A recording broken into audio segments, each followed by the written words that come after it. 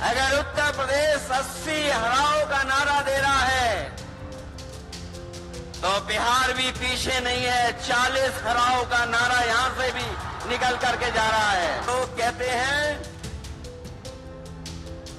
कि परिवार वाले हम लोग हैं।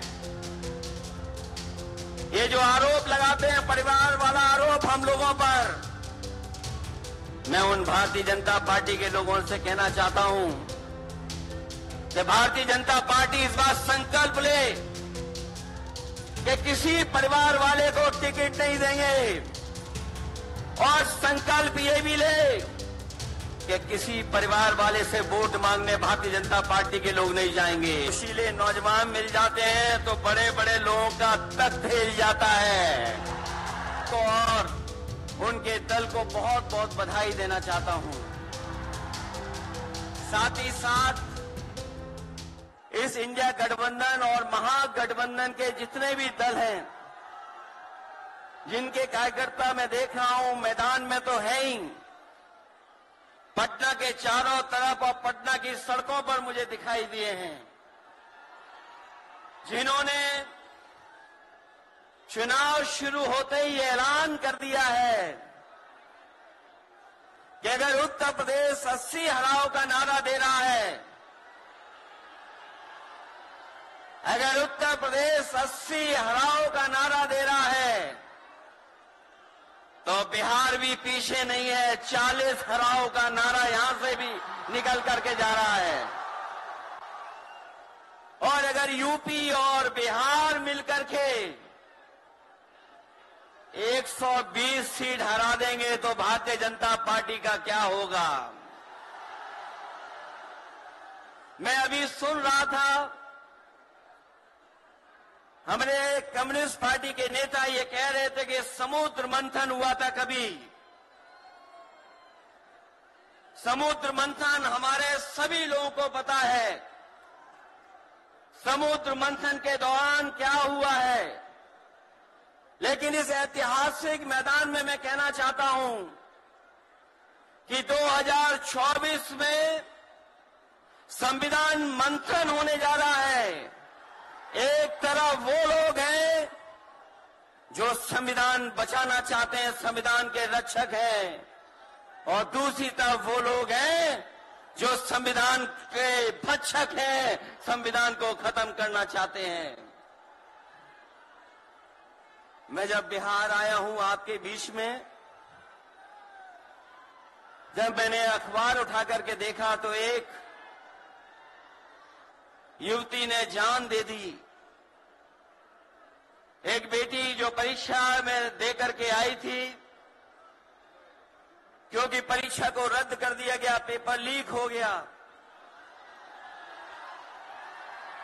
जिसके कारण उसने आत्महत्या कर ली और कहा कि मां बाप से मैं माफी मांगती हूं। ये उत्तर प्रदेश में एक घटना नहीं हुई है। उससे पहले भी कई नौजवानों ने, जिनको नौकरी नहीं मिली, उन्होंने अपनी जान दे दी। जिस शेष से मैं चुन करके आता था, वहां भी एक ब्रजेश पाल बेटे ने, हमारी आपकी उम्र से कम उम्र, उस नौजवान ने पढ़ी लिख ली डिग्री जो थी, उन डिग्रियों को जला करके और आत्महत्या कर ली। ये हालत है देश की। और वहां पर उत्तर प्रदेश में जहां पर से प्रधानमंत्री चुन करके जाते हैं, जनता ने भरोसा किया उन पर, उनको बहुमत दे दिया, लेकिन डबल इंजन की सरकार ने बेरोजगारी दी है। मुझे खुशी है कि तेजस्वी ने यहां पर नौकरियां दे दी, रोजगार दे दिए, और हम तो वहां 60 लाख बच्चे जिनको पेपर नहीं लिख पाए उनका हिसाब किताब लगाते हैं। उनका अगर हम बड़ा परिवार न माने, केवल 3 सदस्य परिवार के माने, बेटा और मां बाप, तो 60 का गुणा 3, 1,80,00,000 वोट और 1,80,00,000 लोगों को अगर हमने भाग दे दिया 80 लोकसभा से, तो केवल उत्तर प्रदेश में 2,25,000 हर लोकसभा में वोट कम हो गया है। लेकिन तेजस्वी ने बिहार में पलट करके दूसरा काम किया। अभी 3 लाख नौकरी दी, हिसाब लगा लो कितने परिवारों का जीवन बदला। और सोचो 10 लाख नौकरी मिल जाती तो कितना परिवारों का भविष्य बदल जाता।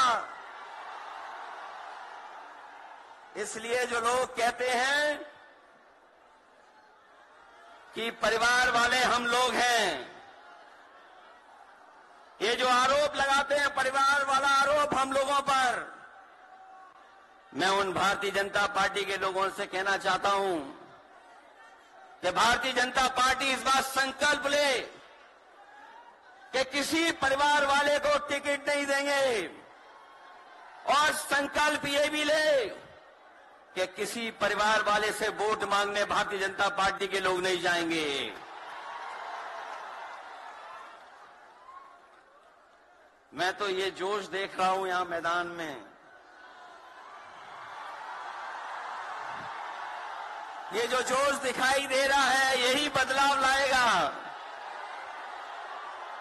यही भाजपा को हटाएगा। जब जोशीले नौजवान मिल जाते हैं तो बड़े बड़े लोगों का तख्त हिल जाता है। तो इस बार उन्हें आप बाहर करोगे कि नहीं करोगे? पहली सूची बीजेपी की आ गई, उस सूची में बिहार बाहर है, बिहार नहीं है उसमें। इसलिए बिहार से वो बाहर जाने वाले हैं, यूपी वाले भी बाहर कर रहे हैं उन्हें। इसलिए मैं आप सबका धन्यवाद देता हुआ और आदरणीय लालू प्रसाद यादव जी का मैं विशेष धन्यवाद दूंगा कि जो इस रैली में पधार करके न जाने कितने लोगों का मनोबल बढ़ाने का काम कर रहे हैं। न केवल यूपी के लोगों का, बिहार और देश के लोगों का मनोबल बढ़ा रहे हैं। और जो तकलीफ और परेशानी उन्होंने जीवन में देखी है वो राजनीतिक देखी है। ये राजनीति की वजह से तकलीफ और परेशानी है। मैं अभी तेजस्वी जी को सुन रहा था, उन्होंने कहा कि एक एजेंसी आ गई। ये एजेंसी इसलिए आई है कि राजनीति में हम लोग हैं और हम लोग अगर इनका मुकाबला न कर रहे होते तो कोई एजेंसी नहीं आती। उन्हें डर है कि ये ताकत मिलकर के, ये गठबंधन बन करके उनको हटाने का काम करेगा। इसलिए मैं आपसे कहना चाहता हूं 120 हटाओ, देश बचाओ। भाजपा हटाओ, संविधान बचाओ। भाजपा हटाओ, देश बचाओ। भाजपा हटाओ, आरक्षण बचाओ। भाजपा हटाओ, नौकरी पाओ। भाजपा हटाओ, संकट मिटाओ। मैं इन्हीं शब्दों के साथ मैं सभी लोगों का बहुत बहुत धन्यवाद और आभार प्रकट करना चाहता हूं।